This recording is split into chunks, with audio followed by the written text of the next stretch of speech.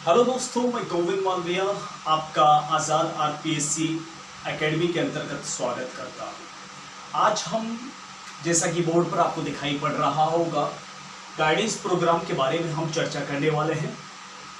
आज जो मैं आपको जो बातें बताऊंगा वो बातें अब तक आपको राजस्थान छोड़िए इंडिया में भी किसी के मुंह से नहीं सुनी होगी। इस गाइडेंस प्रोग्राम के अंतर्गत मैं आपको वो चीजें बताने वाला हूं जिसमें हम एग्जाम को बहुत कम मेहनत के अंदर भी आसानी से पास कर सकते हैं। सबसे पहले हम शुरुआत करेंगे आरएस प्री एग्जाम से रिलेटेड, उसके बाद में हम आरएस मेंस एग्जाम के बारे में बात करेंगे। ठीक है, बने रहिएगा इस वीडियो के अंत तक। और आज वो हम सारी चीजें देखेंगे जिससे आरएस जैसा कंपटीशन एग्जाम आसानी से, बहुत ही आसानी से पास किया जा सकता है। ठीक है, इसका मतलब ये नहीं है कि आप मेहनत करना छोड़ दें, लेकिन कुछ चीजें हैं, कुछ फंडे हैं। देखो, मेरा ये मानना है, मैं शुरू करने से पहले कुछ भूमिका बनाना चाह रहा हूं, आप इसे अन्यथा ना लें। बहुत सारे लोग कहते हैं कि आसमान में छेद नहीं होता। नहीं, मैं सोचता हूं आसमान में भी छेद हो सकता है, बस सोच परिवर्तन करने की आवश्यकता है। इस दुनिया में असंभव कुछ भी नहीं है, मेरी डिक्शनरी में तो नहीं है कम से कम, और आपकी डिक्शनरी में भी नहीं होना चाहिए, क्योंकि एक प्रशासनिक अधिकारी की बॉडी लैंग्वेज, उसकी भाषा शैली में ये शब्द बिल्कुल भी गंवारा नहीं है। इसलिए भी आज इस गाइडेंस प्रोग्राम में हम चर्चा करेंगे। अभी मैंने कहा आसमान में छेद होता है, सोच बदल दो। रॉकेट जाता है तो क्या वो आसमान में छेद नहीं करता? और इस तरह से भी ले सकते हैं कि भाई आसमान कहाँ है, दिखा तो सही, वहां ले जा, वहां कोई ठोस जगह हो तो उसमें छेद भी कर। खैर, देखिए, मैंने आपको वर्कशॉप क्लास के अंदर भी बताया था कि आरएएस परीक्षा, जिसमें आरटीएस भी होता है, अलाइड सर्विसेज भी होती है, कंबाइंड ग्रेजुएट लेवल का एग्जाम होता है। इस एग्जाम के 3 फेजेस होते हैं, प्री, मेंस एंड इंटरव्यू।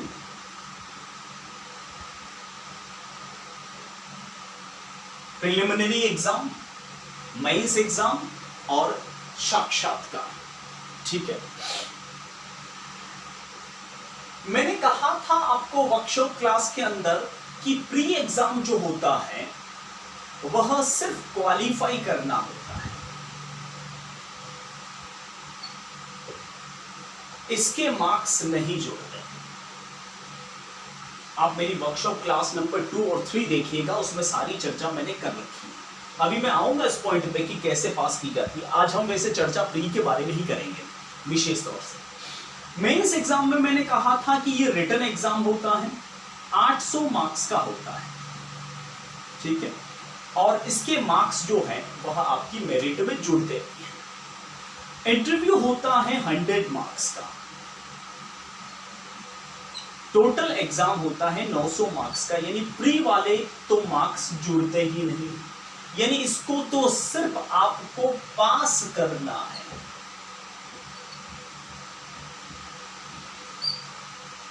और पास करना कोई मुश्किल काम नहीं है। मैं आपको अभी कुछ चीजें ऐसी बताने वाला हूं जो मैंने वर्कशॉप क्लास में भी कहा था।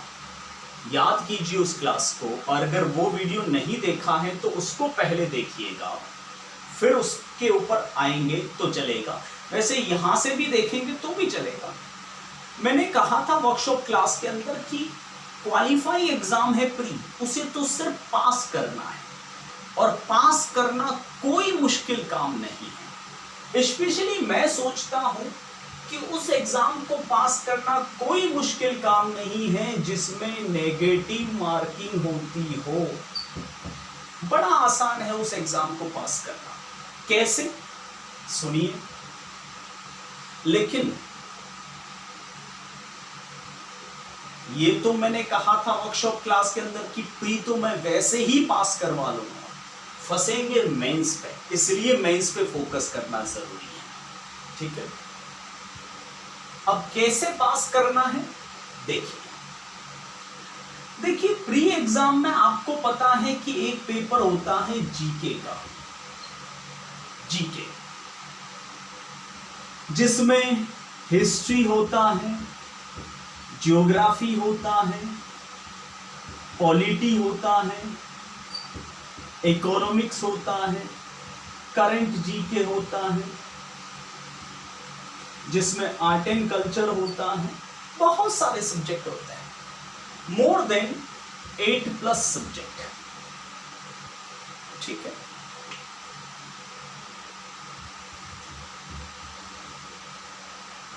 आगे सुनना। एक बात मुझे बताइए, अपने आप से पूछिए, क्या एग्जाम जो है, आरएस का एग्जाम जो है, क्या सिर्फ आर्ट्स वाले देते हैं? इस थ्योरी को समझ लिया ना, तो मैं गारंटी देता हूं आप किसी भी माइनस मार्किंग वाले एग्जाम को चुटकियों में पास कर सकते हैं। ये मेरा दावा नहीं, चैलेंज है, क्योंकि पिछले 8 वर्षों से मैंने काफी बारीकी से कंपटीशन एग्जाम के परिदृश्य को बदलते हुए देखा है। एक बात अपने आप से पूछिए कि क्या सिर्फ आर्ट्स वाले ही इस एग्जाम में अपीयर होते हैं? नहीं, कॉमर्स वाले भी होते हैं, साइंस वाले भी होते हैं। ध्यान से सुनना, मैं बार बार इस चीज को रिपीट नहीं करने वाला, इसी वीडियो में बात करने वाला हूं। यानी आर्ट्स वाले भी देते हैं, कॉमर्स वाले भी देते हैं, साइंस वाले भी देते हैं। ठीक है, अच्छा, यहां तक बैठा दिमाग? बाद में वापस आऊंगा कि मैं कहना क्या चाह रहा था यहां एग्जैक्टली। आप मुझे बताइए, क्या जीके में सिर्फ आर्ट्स के सवाल होते हैं, कॉमर्स के नहीं होते, साइंस के नहीं होते, तीनों के ही होते हैं? दिल से बताइए, दिल से, क्या आर्ट्स के विद्यार्थी को कॉमर्स अच्छे से आती है? नहीं, कतई नहीं आ सकती। क्या कॉमर्स वाले को साइंस अच्छे से आ सकता है? नहीं, कतई नहीं। कुछ कुछ हो सकते हैं बिरले जो ये कहते हो कि हां आता है हमें। मैं तो झूठ बोल रहा हूं, जी हां मैं झूठ बोल रहा हूं। ठीक है, हो सकता है, लेकिन वो झूठ मैं नहीं बोल रहा, वो स्वयं अपने आप को झूठ बोल रहा है। मैंने यहां किस शब्द का प्रयोग किया? अच्छे से, बारीकी से। भगवान नहीं है, न आप न मैं, भगवान ऊपर वाला ही है। जीके में मोर देन, मैंने कहा 8 से भी अधिक सब्जेक्ट होते हैं।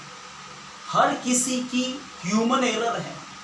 36 GB का मेमोरी कार्ड होता है माइंड का, ठीक है, उसमें से भी 30 GB तो वायरस भरे हुए हैं, सिर्फ 6 GB स्पेस है, और उसी स्पेस के अंदर आप 8 सब्जेक्ट डाल पाओगे? पहला डाल दोगे ठीक है, दूसरा डाल दोगे ठीक है, तीसरा डाल दोगे ठीक है, चौथा डाल दोगे पहला भाग जाएगा। प्रॉब्लम आपकी भी है, मेरी भी है। यानी मैं कहना यहां ये चाह रहा हूं, आज अगर ये चीज आपने समझ ली तो कंपटीशन एग्जाम एग्जैक्टली क्या होता है ये भी समझ पाओगे आप। कंपटीशन एग्जाम कभी भी इंसान को मास्टर नहीं देखना चाहता। कंपटीशन एग्जाम किसी भी व्यक्ति को स्पेशलिस्ट नहीं देखना चाहता।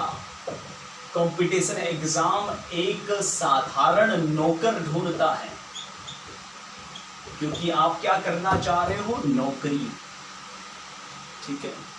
सरकार नौकर चाहती है, डेढ़ होशियार नहीं चाहते। इसलिए आप देखना टैलेंटेड से टैलेंटेड, महा टैलेंटेड रोड पे घूम रहे हैं, ठीक है,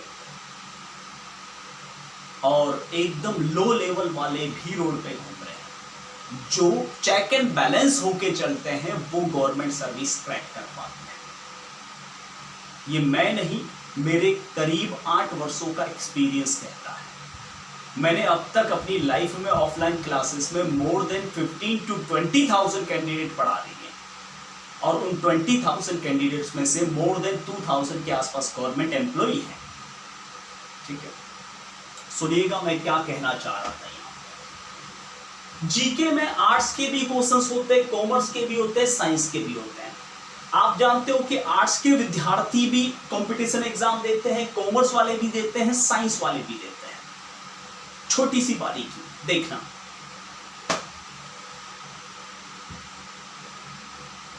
देखिए मेरा ये सोचना है, मेरा ये मानना है, और अगर गलत हूं तो नीचे कमेंट में लिख लेना।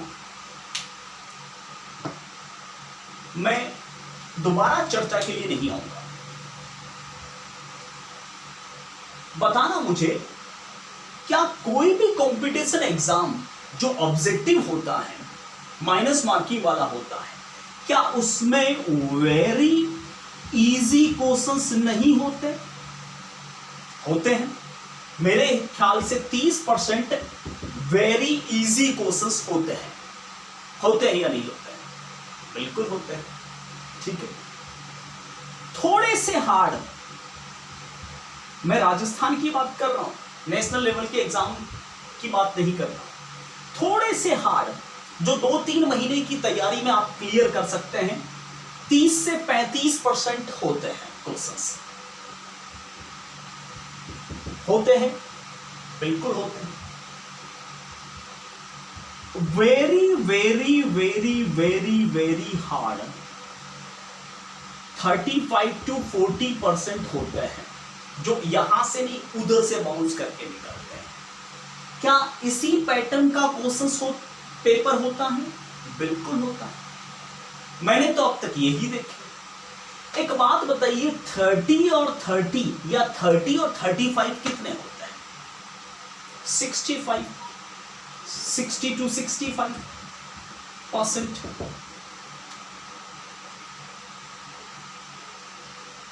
मैंने वर्कशॉप क्लास के अंदर क्या कहा था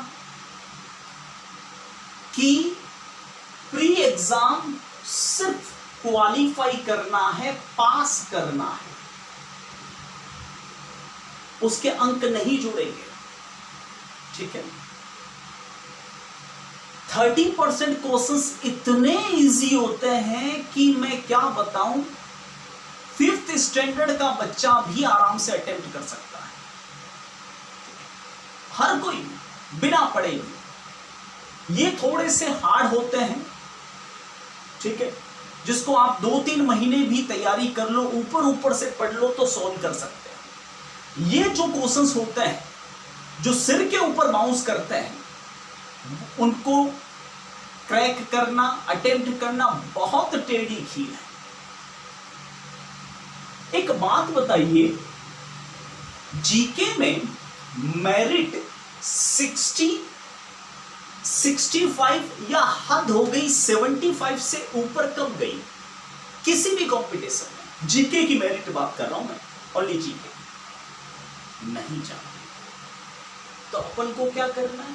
क्वालिफाई करना है। यानी आप सिर्फ 3 महीने सिर्फ ऊपर से भी रीडिंग लगा लोगे ना, तो भी प्री तो पास कर लोगे।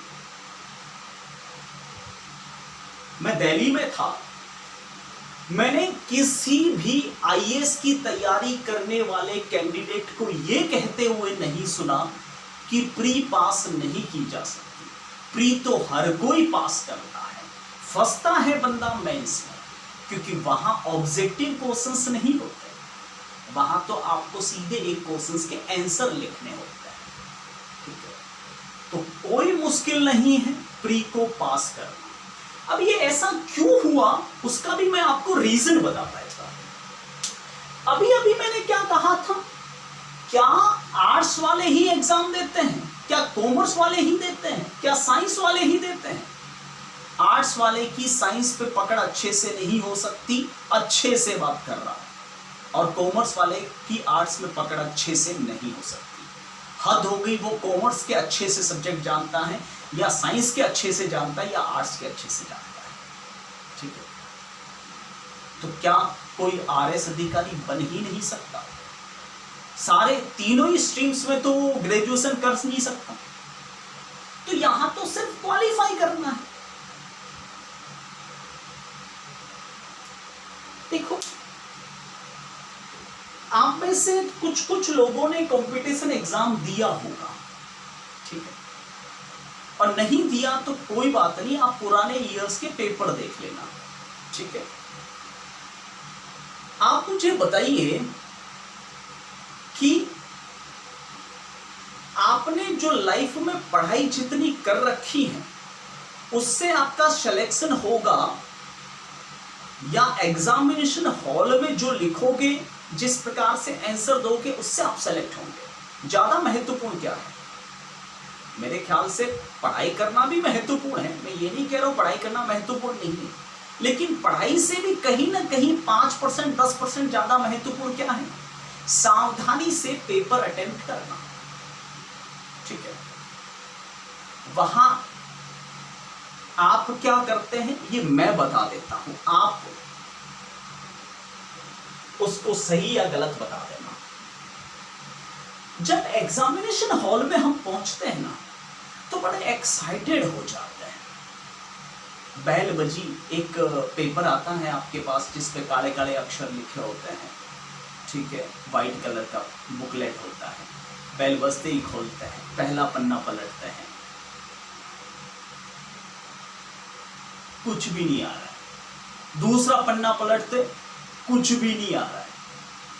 तीसरा पन्ना पलटते, कुछ भी नहीं आ रहा है। फिर होता है दिमाग खराब,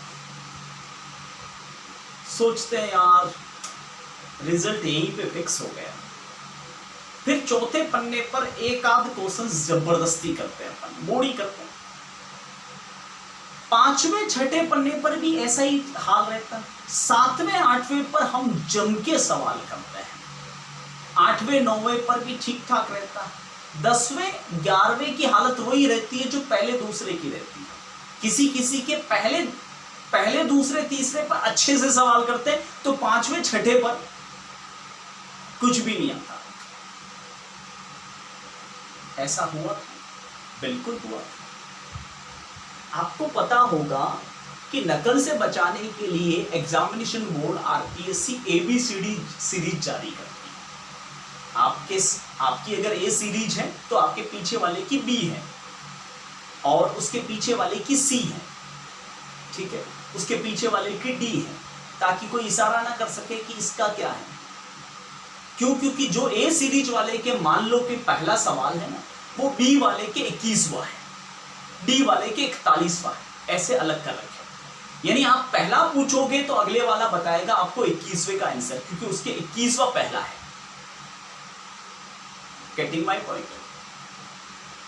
तो दरअसल होता यह है कि हो सकता है कि आप जिस एग्जामिनेशन हॉल में बैठे थे और उसमें पेपर अटेम्प्ट कर रहे थे, तो हो सकता है आप आर्ट्स के विद्यार्थी हों और पहले पन्ने पर आपको कॉमर्स या साइंस के सवाल मिले हों जो आपकी पकड़ से बाहर थे, और 7वें 8वें पे आप आर्ट्स के हो और आपको आर्ट्स के मिले हों। या फिर किसी किसी को हो सकता है कि 7वें 8वें पर वो कॉमर्स का है, कॉमर्स के मिले हैं, साइंस का है, उसको साइंस के मिले हैं। चेक एंड बैलेंस रहता है, ठीक है, इसलिए वो अटेम्प्ट नहीं कर पाए। तो बात तो घूम फिर के वही आ रही है जो अभी मैंने कही। यूं करते करते अपन